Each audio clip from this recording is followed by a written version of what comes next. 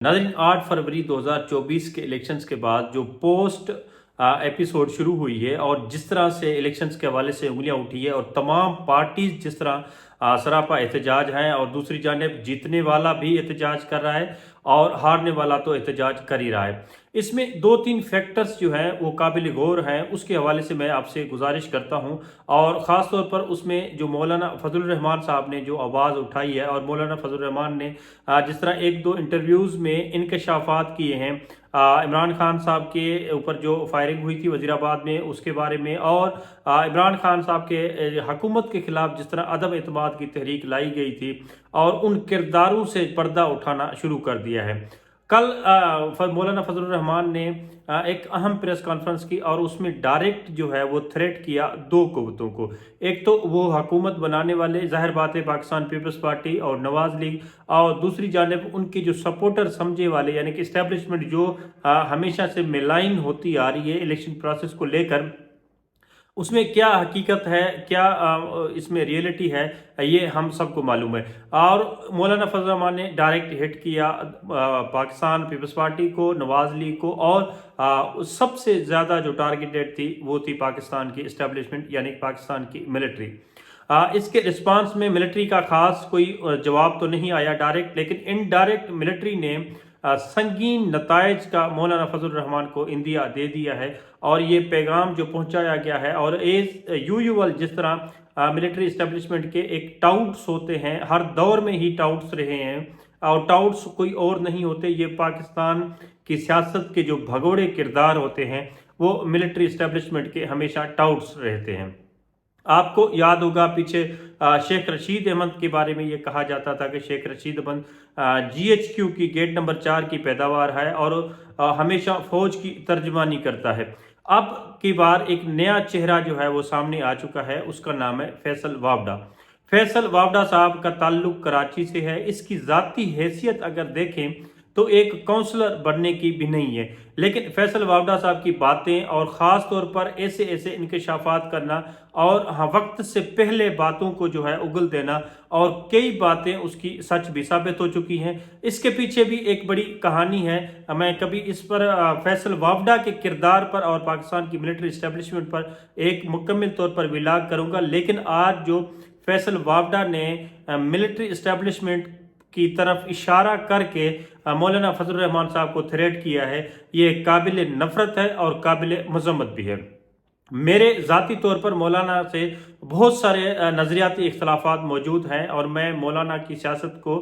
कभी भी जो है वो आइडियलिज़म की सियासत नहीं समझता। मौलाना हमेशा जो है वो एक मखसूस तबके की नुमाइंदगी करते हुए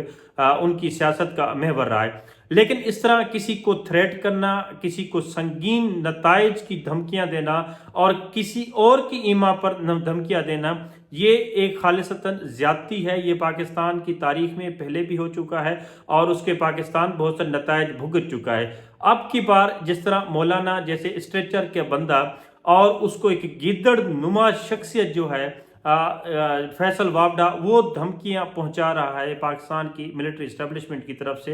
ये एक पाकिस्तान में लम्हा फिक्रिया है। बाकी ओवरऑल जो माहौल बना हुआ है पाकिस्तान में और पाकिस्तान की हुकूमतें जिस तरह बनाई जा रही हैं और जिस कुव्वत के साथ और जिस अक्सरियत के साथ बनाई जा रही हैं, ये तो बेमानी है ही है, लेकिन वोट की तौकीर वो ज़ीरो हो गई, अवाम की विल वो ख़त्म हो गई और वोट को जो तकद्दुस का एक नज़रिया था वो भी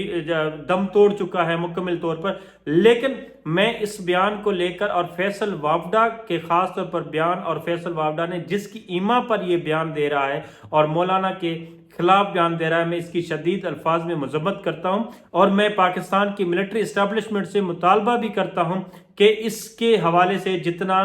मेलाइन आप पहले हो चुके हैं, आप मजीद खुदारा मेलाइन होने से अपने आप को बचाएं और इतनी तमाम तर जितना गंद फैला हुआ है पाकिस्तान में सियासी तौर पर, इससे अपने आप को जितना हो सके जल्दी जो है अलहदा कर लें।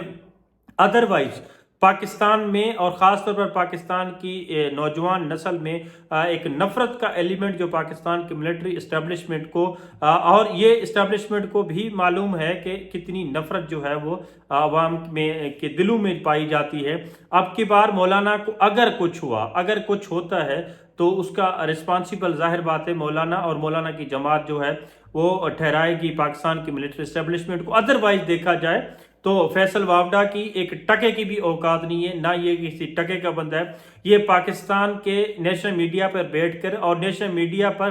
کس طرح فیصل وافڈا صاحب کو بلایا جاتا ہے اور کن کی فرمائش پر اور کن کی چٹھی لے کر فیصل وافڈا صاحب کی جو ہے وہ اسٹوڈیو میں جو ہے داخلہ ہوتا ہے اور ان کی انٹری ہوتی ہے، یہ ہمیں سب معلوم ہے. اگر وقت آنے پر میں as a journalist, as a media man, میں نے بہت بڑا ایکسپوجر حاصل کیا میڈیا میں، پاکستان کے تقریباً نیشنل چینلز میں کام کرنے کا ایکسپوجر. کبھی اگر ایسا وقت آیا تو میں یہ بھی ثبوتوں کے ساتھ پیش کروں گا پاکستان کی عوام کے سامنے کہ فیصل وافڈا جو ہے وہ ٹی وی چینلز کے اسٹوڈیوز میں کس طرح گھستا ہے اور اس کی پرچی جو ہے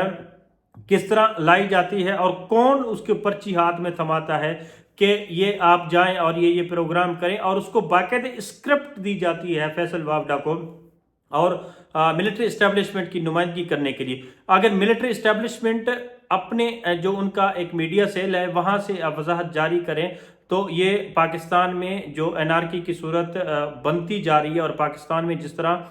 ملٹری اسٹیبلشمنٹ کو لے کر ایک نفرت کا عنصر پایا جا رہا ہے تو اس کو ڈیفیوز ہو جائے گا یقیناً اگر اس طرح کے ٹاؤٹس کے ذریعے ہی آپ نے ایک بڑے اسٹریچر کے جو شخصیت ہے مولانا فضل الرحمان، جس طرح میں نے پہلے آپ سے گزارش کی، بہت سارے میرے ذاتی اختلافات ہو سکتے ہیں ان کی سیاست سے، میں کبھی مطمئن نہیں ہوا، لیکن اگر مولانا جیسی شخصیت کو آپ نے ملائن کرنا ہے ایک پرچی والے ٹاؤٹ کے تھرو تو یہ کرنا خدا را بند کر دیں. مولانا کا بہت بڑا اسٹریچر ہے، مولانا کا بڑا سیاسی قد ہے اور مولانا بڑی ایک باپ کی اولاد ہے. یہ ایک کیڑا مکوڑا جو فیصل وافڈا ہے اس طرح نہیں ہے.